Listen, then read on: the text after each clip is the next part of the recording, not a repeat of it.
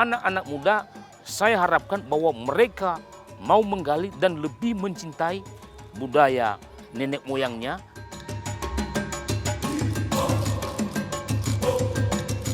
Sehingga mereka, Baru Matalu ini menjadi tetap terjaga keunikannya dibanding Banua atau desa-desa yang lain.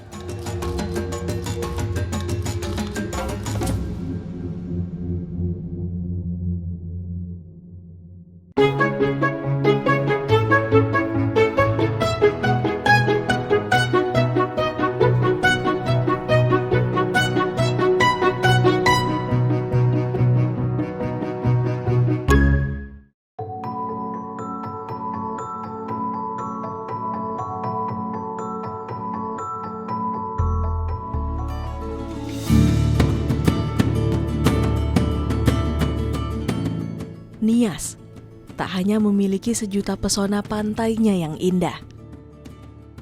Sorake di Nias Selatan misalnya, pantai yang berhadapan langsung dengan Samudra Hindia ini memiliki karakter ombak yang bagus untuk berselancar. Tingginya bisa mencapai 15 meter di bulan April hingga September. Sorake selalu memanggil peselancar dari berbagai belahan dunia untuk kembali dan berlama-lama di sini.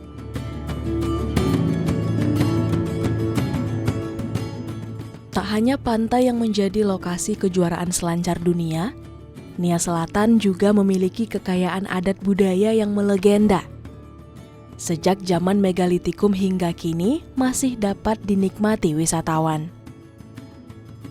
Menjelajah Nias seolah berada di suatu negeri dongeng dengan berbagai keunikannya, seperti situs megalitikum Berenadu Gomo misalnya, yang dipercaya menjadi asal-muasal Ononiha atau leluhur orang Nias. Batu-batu megalit yang ada di sini berusia 2.500 hingga 5.000 tahun.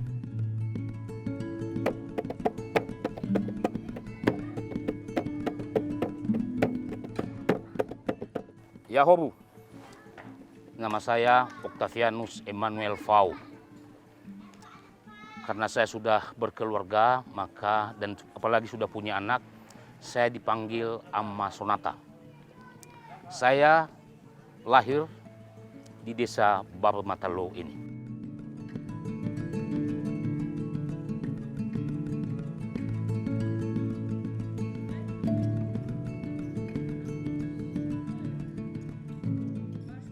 Arti desa Baru Matalu, nah sebelum kita ke sana, kita harus tahu bahwa sebelum nama Baru Matalu ditebalkan, ada beberapa nama dari desa ini. Waktu baru dibuka lahan ini, namanya Desa Banua Hili Soromaluo, kemudian lanjut menjadi Hili Fanayama.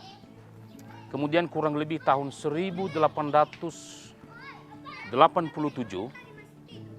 bulan Juni, kalau tidak salah tanggal 5 Juni sesuai catatan dari orang Jerman, ditebalkanlah nama baru, Lahuge pada saat itu, namanya Baru Matalu artinya Bukit Matahari.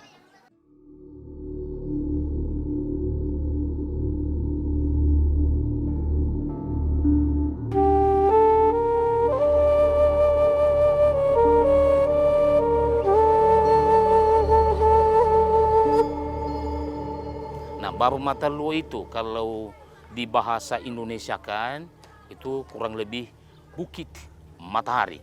Karena memang setiap kali pagi hari kita lihat dari sana terbit matahari, dan di sana nanti kalau sudah sore seperti ini terbenam matahari. Jadi makanya disebut Bukit Matahari, karena memang kalau kita lihat setiap pagi selalu nampak matahari yang terbit dari sebelah timur di sana. Perlu kita ketahui bersama bahwa banyak desa-desa atau banua di Nias Selatan ini didirikan di atas perbukitan.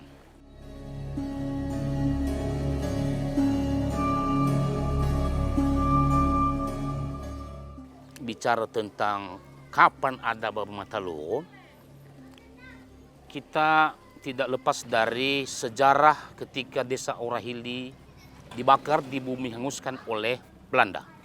Nah, sebelum ada desa ini, hampir semualah penduduk ini tinggal dan bermukim di desa Orahili. Di bawah desa ini, kita bisa lihat dari Babageli, ada satu desa di bawah. Nah, kurang lebih tahun 1863, ketika terjadi bentrok dengan Belanda, karena sebelumnya beberapa kali Belanda kalah, dan barulah tahun 1863 itu Belanda mempunyai kesempatan untuk membalas dendam dan mereka membumi hanguskan desa Orahili. Ya, kemudian penduduknya tentu tercerai-berai, menyelamatkan diri, dan sambil lari tentunya mereka mencari perkampungan baru untuk dijadikan sebagai tempat permukiman.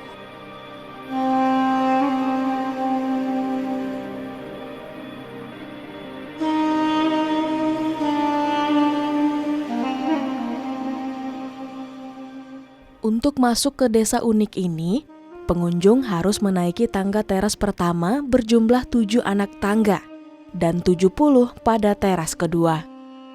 Di antara bangunan rumah adat warga, terdapat satu rumah besar yang disebut dengan rumah raja atau Omonifola Sara yang berbentuk panggung dengan tinggi kurang lebih 30 meter. Rumah ini ditopang oleh tiang tegak dan tiang penyangga miring.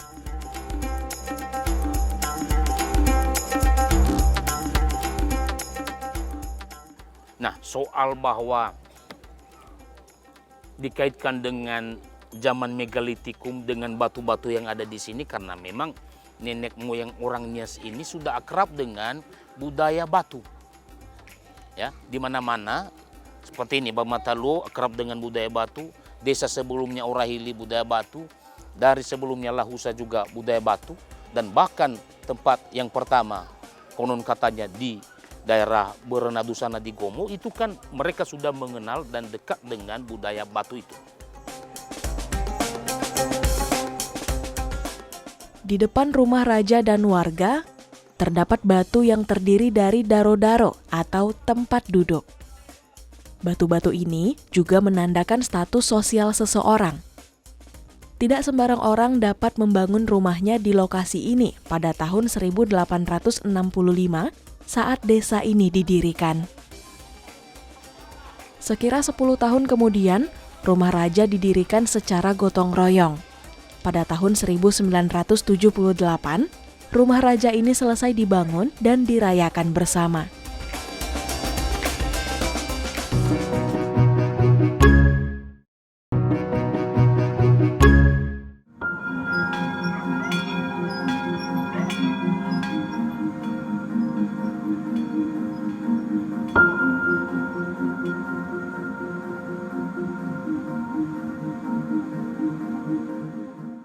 Begitu tersohornya ketangkasan lompat batu yang menjadikan Nias sebagai ikon yang diabadikan di uang kertas pecahan Rp1.000 emisi tahun 1992. Yahobu, nama saya Tafuolalo Nehe, putra desa Babu Mataluo. Saya mantan pelompat batu dari tahun 86 berakhir 2005.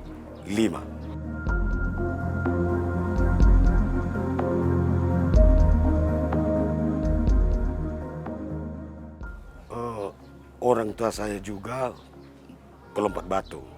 Jadi sampai anaknya turun-temurun jadi orang pelompat batu. Jadi masa anak-anak kami dulu main-main di halaman, jadi ditaruh bambu di sana ke sana, di situ kami berlatih dari bambu dulu. Jadi setelah dewasa, umur 15 tahun lah belajar lompat batu. Nah, sederajat saya ada 6 orang. Jadi waktu itu ya hanya saya yang muncul waktu itu dari tahun 86 ke 92. Dulu antara desa ke desa saling berebut kekuasaan. Jadi raja itu dikumpul anak muda untuk berlatih lompat batu karena di desa itu udah dikelilingi dengan bambu. satu titik ukur untuk bisa perang itu. Jadi barang siapa yang anak muda bisa lewat lompat batu, berarti dia bisa ikut perang.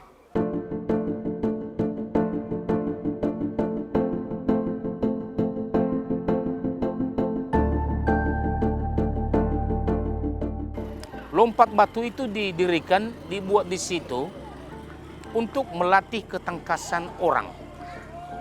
Artinya ketika orang sudah bisa melompati lompat batu itu, maka orang itu lolos atau layak untuk menjadi bagian dari para prajurit yang akan diberangkatkan kalau seandainya ada pertempuran dengan benua lain, desa lain.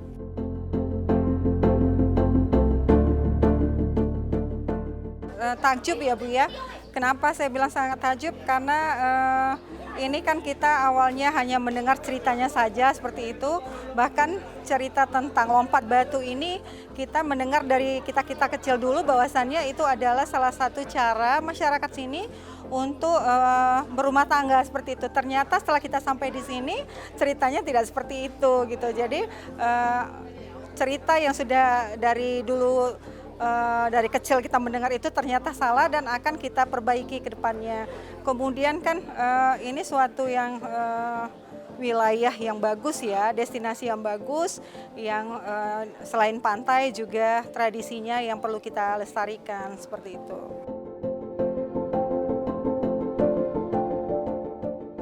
Tradisi leluhur seperti lompat batu, tari-tarian juga dilestarikan oleh anak muda desa Bau Mataluo kini.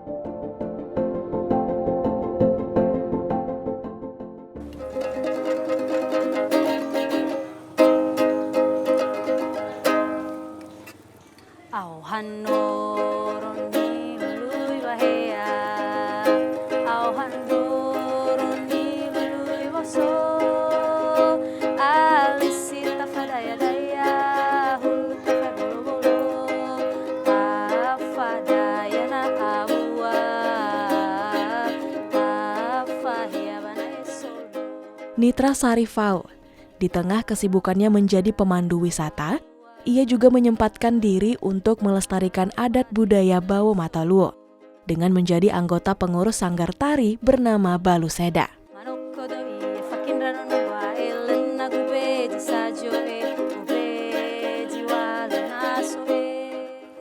Yahobu, nama saya Nitra Sarifau. Saya lahir dan besar di desa ini, di Desa Bau Mataluo. Dan kegiatan saya sehari-hari adalah seorang pemandu wisata di desa ini juga dan daerah-daerah sekitarnya.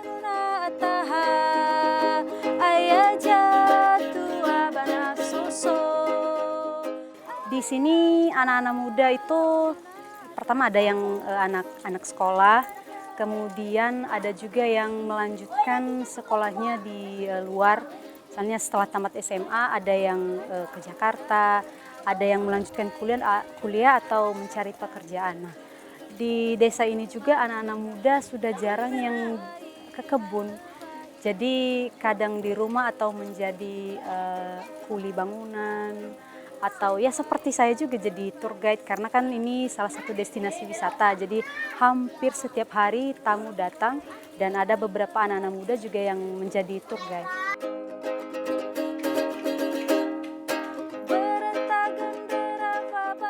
Saya bisa bilang hampir semua ada di sini. Kalau mau wisata budaya ada, musik, tarian ada, kemudian sejarah, kemudian pemukimannya, arsitekturnya, dan juga ada wisata alam yang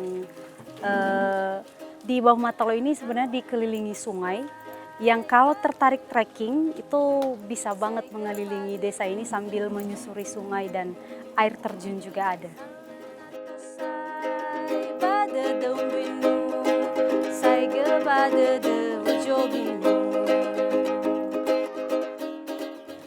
Sebenarnya sanggar yang saya ikuti atau sanggar yang saya urus namanya Sanggar Baluseda dan itu dulu didirikan oleh seniman besar dari Nia Selatan, khususnya dari desa ini Bapak almarhum Hikayat Manal. Jadi dia mendirikan sanggar itu. Nah, setelah peninggalannya kemudian sanggar itu diurus oleh anaknya Gibson. Lalu kemudian juga karena anak-anak muda, jadi merekrut anak-anak muda termasuk saya, karena saya bisa main seperti ukulele. Jadi saya bisa main itu ya karena saya tidak begitu pandai menari, jadi bakat saya di musik itu, maka saya memilih itu.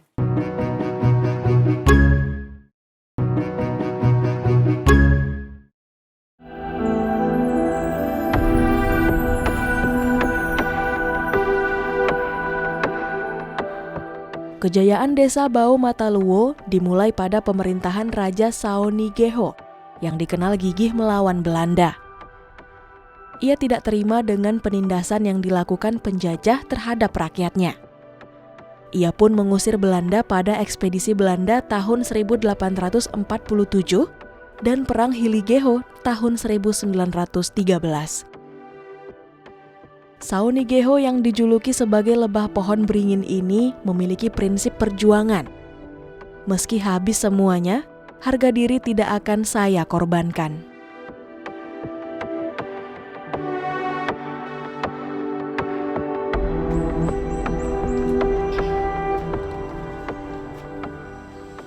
Ini makam leluhur kita dari desa Bau Mataluwo, Saonigeho Silibukere. Ayah beliau bernama Lauwo Siduhu, raja pertama Bau Mataluwo, Lauwo Siduhu. Nah, Lauwo Siduhu ini dulu di desa Orahili adalah penentang keras, penentang utama dari kompeni Belanda. Nah, setelah Orahili dibakar tahun 1863, maka mereka mencari pemukiman baru. Nah, leluhur kita ini, Saonigeho, juga adalah sang penentang keras dari penjajah Belanda. Dan dia mewarisi darah ayahnya yang memang penentang utama, dia juga tentang benar Belanda ini. Sampai kemudian, kurang lebih tahun 1908, terjadi Perang Hiligeho. Hiligeho ini kurang lebih berjarak dari sini sekitar 7-8 km ya dari Bau Mataluwo. Pemimpin perangnya adalah leluhur kita ini, Saonigeho, karena kebetulan mereka mendengar akan ada sensus yang dilaksanakan Belanda di desa Hiligeho, dan kemudian leluhur kita ini bekerjasama dengan para pemimpin dari benua lain, walaupun akhirnya tidak terlalu banyak lagi yang ikut. Ya, dia memimpin untuk menyerang Belanda. Hanya saja ada dari antara mereka itu yang menjadi informan jadinya kan.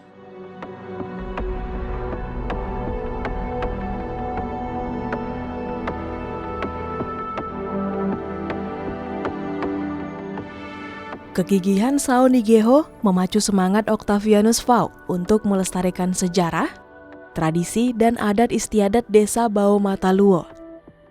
Dengan segenap kemampuannya, ia mengumpulkan beberapa artefak dan benda bersejarah lainnya di rumah pribadinya. Impian yang ingin ia wujudkan adalah menjadikan sebagian ruang rumahnya menjadi museum, agar nilai-nilai perjuangan nenek moyang dapat dipelajari generasi muda Nias.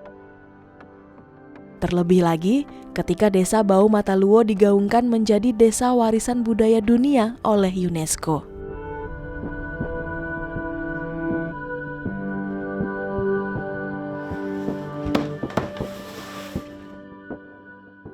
Tahun 2017 saja sudah keluar juga SK penetapan desa Bau Mataluwo ini sebagai desa cagar budaya tingkat nasional. Kemudian lanjut dengan yang Ibu bilang tadi menjadi dicalonkan kan warisan dunia. Hanya saja yang sangat kita sayangkan bahwa terkait hal itu mayoritas warga di sini belum terlalu memahami apa arti dari cagar budaya atau warisan dunia. Kita tidak boleh menyalahkan penduduk, kalau seandainya mereka tidak tahu tentang itu, ya, maka tentu akibat dari ketidaktahuan kurang sepertinya ada kekurang siapan untuk menjadi warisan dunia itu. Akan ada perhatian dari dunia terkait desa ini. Dan kalau ada perhatian dari dunia terkait desa ini, maka tentu mungkin saja akan ada pembenahan-pembenahan khususnya dalam bentuk bangunan-bangunan ini. Kalau bisa mungkin bangunan yang sudah rubuh, yang saat ini kemudian kembali dibangun dengan memakai semen, ya, mungkin bisa dikembalikan ke bentuk semula.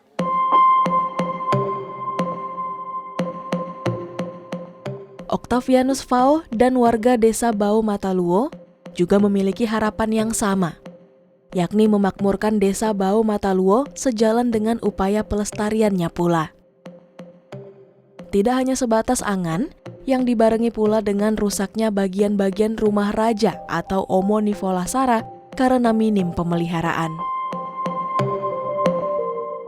Kepada anak-anak muda, marilah kita memahami betul, mengerti betul terkait desa kita ini. Mari kita menjaga perkampungan ini, jangan menjadi perkampungan yang biasa-biasa saja. Toh perkampungan ini adalah perkampungan yang sudah diakui oleh dunia. Jadi sekali lagi harapan saya bahwa anak-anak muda sekarang lebih mencintai hasil budaya nenek moyang ini. Karena ini tentu beda dengan yang di luar sana. Kalau di luar ada monumen mati, kalau ini adalah monumen hidup. Kenapa? Ya, ini kan bisa kita kan monumen hidup karena penduduknya juga berinteraksi melakukan segala sesuatunya di tempat ini. Contoh ini saya bandingkan ya dengan Candi Borobudur. Itu kan ada jam buka tutupnya itu. Buka jam sekian, tutup jam sekian. Setelah itu kan mati. Sedangkan ini 24 jam setiap hari selalu hidup ini. Karena orang tinggal di sini. Jadi sekali lagi kepada anak-anak muda, saya harapkan bahwa mereka mau menggali dan lebih mencintai budaya nenek moyangnya, mempertahankan budaya yang baik tentunya, sehingga mereka, Bau Mataluo ini menjadi tetap terjaga keunikannya dibanding benua atau desa-desa yang lain.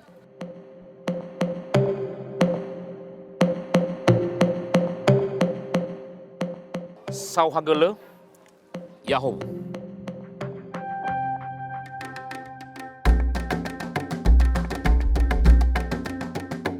Bau Mataluo masih menyajikan refleksi dimensi waktu lampau dan kini. Berpadu dengan harmoni kehidupan warga yang mencintai adat budayanya. Menjadi mahakarya bukti kejeniusan dan kreativitas nenek moyang yang membutuhkan perhatian kita semua, agar melestarikan budaya dan menghidupkan kearifan lokal sebagai jati diri bangsa.